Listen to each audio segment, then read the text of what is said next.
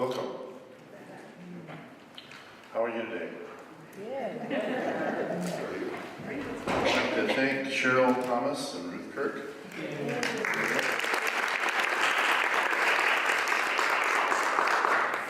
Some of you may wonder why you're here. Nancy and I wondered why we're here. But it's a miracle. So the purpose of this meeting is offensive because all relationships have conflict and the temptation is to get offended. And people respond to conflict in one of two ways. There might be some more, but either to get hurt and offended and run away and stuff it. That's the modern vernacular. You know what happens when you stuff it? It keeps festering and building up, and not with Nancy and me, of course, but with other people. After 2 or 3 months or 2 or 3 years, you blow up because it's not dealt with. And then the other way that people respond to conflict is get irritated, upset, and maybe even angry, and then vent. And the world, secular psychology says, it's good to vent. Do you like someone venting on you? Not that Nancy and I ever do that, but it's not good. So what does the Bible say? Nancy and I found in a lot of places that how you deal with the temptation of offense really helps a relationship. Whether you're married or just friends or work people that you're working with, it's a temptation. You don't have to give in to it. You don't have to give in to being offended. And then one day I was asking the Lord,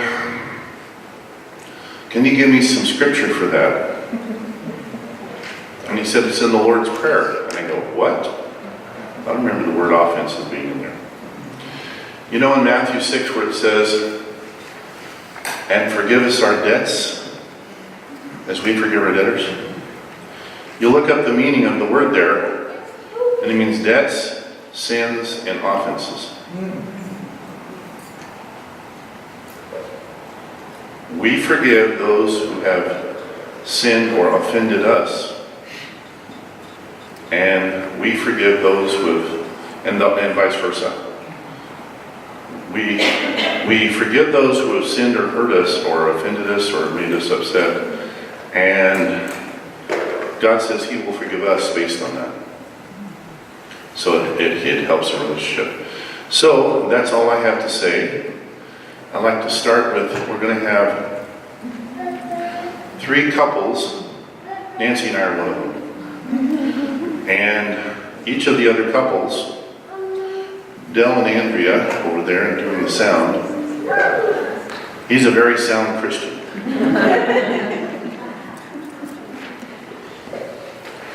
And Alger and Gloria Marsh are going to start, and No, I'm sorry. First is Nancy is going to speak about the people who prayed for us.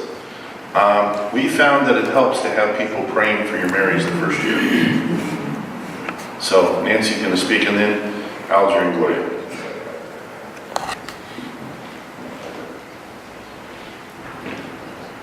Doesn't she look nice? Yeah.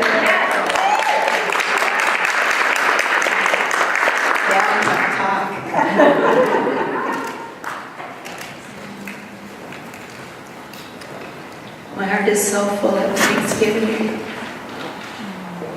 to each one of you that have prayed for us this last year.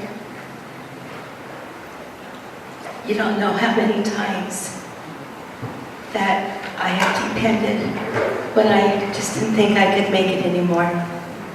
Or that day, or the offense that we were dealing with, or just the different issues that we all have. I was going to say the first year of our marriage, But we continue to have those, don't we? Whether it's our roommate, or our couple, or someone we work with, or even our siblings. We have offenses, it doesn't matter, it's not just marriage. But because Roy and I decided and took a vow before God and one another to continue to walk with God and to claim His covenant for us in marriage, that vow before the Lord, and knowing that you all were praying for me and Roy, kept me going many days. Because this is new. I didn't know how to deal with offenses. And you'd think after 2 other marriages I'd have it down pat, don't you? But you know what? I didn't.